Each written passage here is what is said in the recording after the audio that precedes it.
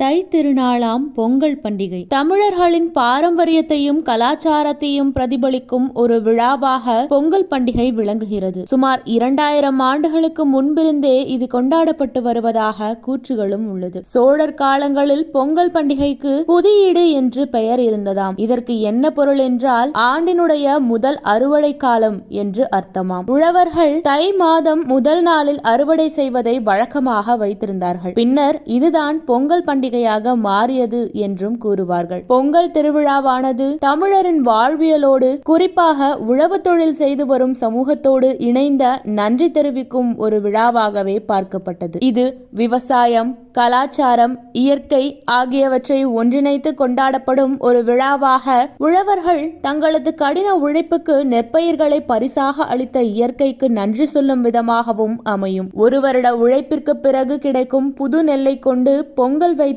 உணவு சமைத்து அனைவருக்கும் அளித்து மகிழ்தலே இந்த விழாவின் நோக்கம். சமூக ஒற்றுமை மற்றும் குடும்ப உறவுகளின் ஆழமான பந்தத்தை வெளிப்படுத்தும் விழாவாக பொங்கல் நாள் கொண்டாடப்படுகிறது. உழவர்கள் மழையின் உதவியால் ஆடி மாதம் முதல் உழைத்து சேர்த்த நெல்லை மார்கழி மாதத்தில் அறுவடை செய்து வீட்டிற்கு கொண்டு வருவர். இந்த தை திருநாள் பொங்கல் பண்டிகையில் உறவினர்களை வரவேற்க வீடுகளின் முன்பும் பொங்கல் பானையிலும் ஆவாரம்பூ, சிறுபிள்ளை, வேப்பிலை, மாயிலை வைத்து காப்பு கட்டுவது வழக்கம். மார்கழி மாதம் முடிந்து தை மாதம் முதல் நாளை உழவர்கள் தமது உழைப்பிற்கு உதவி புரிந்த இயற்கைக்கும் தம்மோடு சேர்ந்து உழைத்த கால்நடைகளுக்கும் தமது நன்றியை தெரிவிக்கும் நாளாகவே பார்த்தனர். தை மாதம் முதல் நாளை பொங்கல் திருநாள் என்றும் தமிழ் புத்தாண்டு என்றுமே அழைத்தனர். நீர் வளம் கொண்ட இடங்களில் 3 வேளாண்மை நடக்கும். நீர் வளமில்லா இடங்களில் மழை நீர் தேக்கத்தால் ஒரு வேளாண்மை தான் விளைக்க முடியும். ஆகவே மார்கழி அல்லது தை மாத அறுவடையே நாடெங்கும் நிகழும். அறுவடை முடிந்து பெற்ற புத்தரிசி,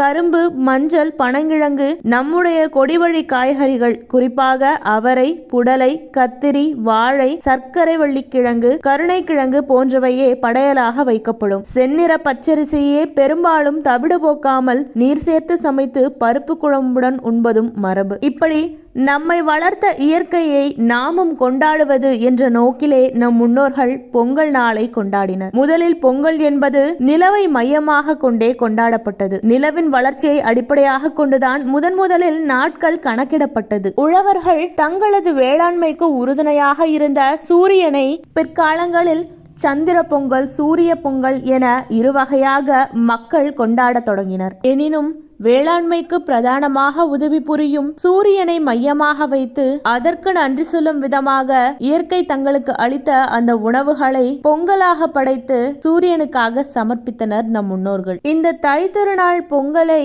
சங்க இலக்கியங்கள் பலவற்றில் நம்மால் காண முடியும். தை இத்திங்கள் தன்கயம் படியும் என்று நற்றினையும், தை இத்திங்கள் தண்ணியதரினும் என்று குறுந்தொகையும், தை இத்திங்கள் தன்கயம் போல் என புறநானூறும், தை இத்திங்கள் தன்கயம் போல என்று ஐங்குறுநூறும், தையில் நீராடி தவம் தலைப்படுவாயோ என்று கலித்தொகையும் கூறும். திருஞான சம்பந்தரும் தன் மயிலாப்பூர் பதிகத்தில் தை திருநாளை பற்றி குறிப்பிடுவார். நெய்பூசும் பொன்புழுக்கள் நேரிழையார் கொண்டாடும் தைப்பூசம் என சுட்டுகிறார். எனவே சங்க காலத்தில் புழுக்கள் என்று பொங்கலை குறிப்பிட்டுள்ளதை நாம் காணலாம். இதனை கொண்டே நாம் புழுங்கல் அரிசி என வழக்கத்தில் உள்ள அரிசியினை கூறுகிறோம். தை பொறந்தால் வழி பொறக்கும் என்ற வாசகத்திற்கு ஏற்ப வருடம் முழுவதும் செழிப்புடன் இருக்க வேண்டும் என உறவினர்களுடன் கூடி மகிழும் நாள் இது. உழுதுண்டு வாழ்வாரே வாழ்வார், மற்றெல்லாம் தொழுதுண்டு பின் செல்பவர் என வள்ளுவன் உரைத்த வாய்மொழியை, உழவர்களின் சிறப்பை எடுத்துரைக்கும் நாள் இது. முழுக்க முழுக்க இயற்கையோடு இணைந்த விழாவாகவே இந்த பொங்கல் விழா கொண்டாடப்படும். பானையில் இருந்து பால் பொங்கும் சமயம் வீட்டில் இன்பம் பொங்கும், செல்வம் பெருகும், நல்ல எண்ணங்கள் பிறக்கும் என்ற புரிதலோடு அனைவரும் பொங்கலோ பொங்கல் என்று சொல்லி ஆனந்தமாக முழங்குவர். காலப்போக்கில் இந்த பொங்கல் பண்டிகை கிராம பழக்கங்களில் இருந்து மாறுபட்டு மண்பானைகளில் பொங்கலிடுவது மருவி தற்போதைய வசதிப்படி கேஸ் சிலிண்டர் அடுப்புகளிலும், இன்னும் சொல்ல போனால் இண்டக்ஷன் அடுப்புகளிலுமே முடிந்து விடுகிறது. கூட்டு குடும்பங்கள் இருந்த காலம் சென்று இப்போதெல்லாம் 4 பேர் ஒரு குடும்பத்தில் இருந்தாலே அதிகம் என்றாகும் அளவிற்கு குடும்பங்கள் சுருங்கிவிட்டன. அதோடு நவீனமயமான வளர்ச்சியை நோக்கி நகர்ந்து கொண்டிருக்கும் மக்கள் தங்களின் வசதிக்கேற்ப சிலரோடே இந்த பண்டிகையை முடித்துக் கொள்கிறார்கள். முன்னோர்கள் காலத்தில் வாழ்க்கையோடு ஒன்றிப்போன இயற்கையை பூரித்து கொண்டாடும் ஒரு விழாவாக இது இருந்தது. ஆனால் தற்போது 4 நாட்கள் விடுமுறை கிடைக்கும்.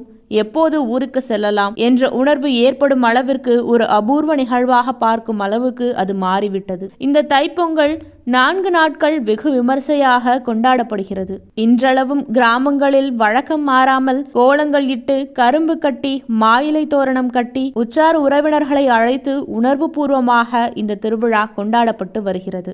Hey,